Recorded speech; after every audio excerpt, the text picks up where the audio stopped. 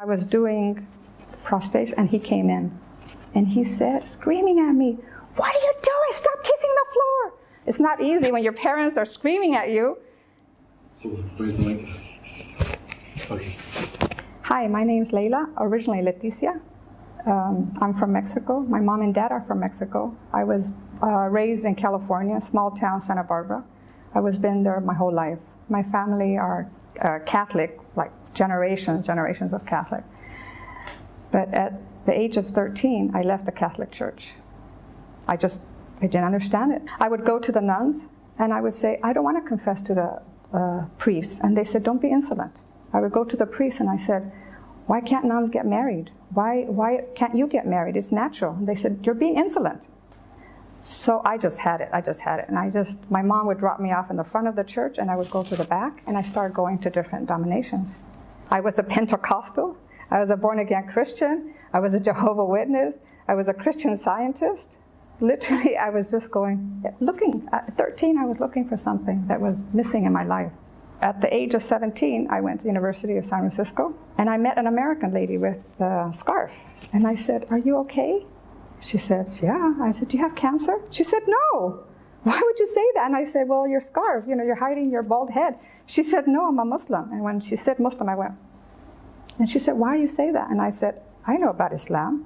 She said, "What do you know?" And I said, "I see them hitting themselves and the blood going." And she said, "No, that's not Islam." She gave me books, she gave me cassettes. And I was shocked. I never realized how beautiful the religion was.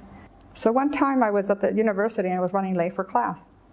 And I was in my bicycle. And this was later, like around 7:30. And it was dark. And I was just running in my bicycle.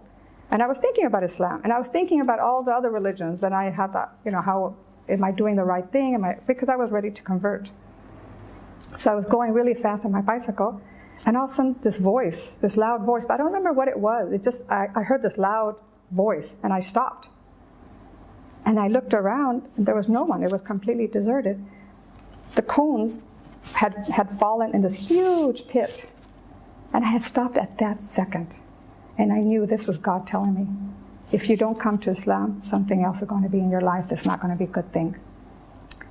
I was just like, I just stopped. I just stopped. And it was, at that moment I knew.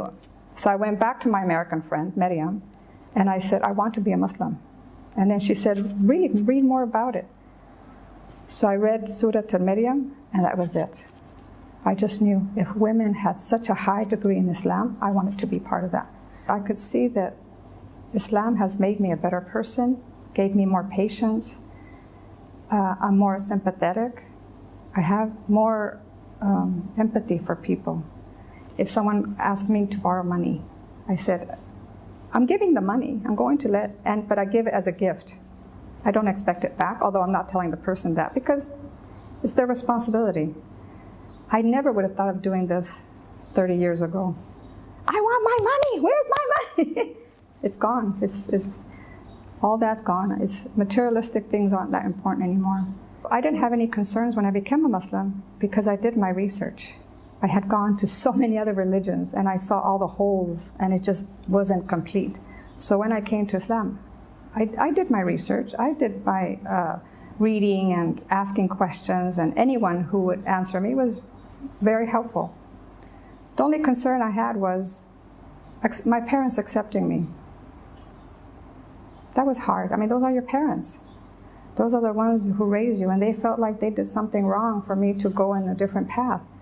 But once they started seeing that I'm a better person, they grasped it. They loved it. They wanted to know about it. That was the most exciting. My mother asked me for the Quran in Spanish. My mom wanted to pray. She wanted to sit there and watch me pray. And she told me, "It's so peaceful, it's so beautiful."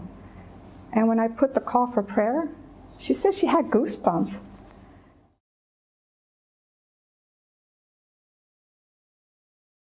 Imagine having a chance from day one to start with no sins on your conscience. And you come with a clean soul because Allah guarantees that everything's forgiven. This is your chance to start and have a purpose in life.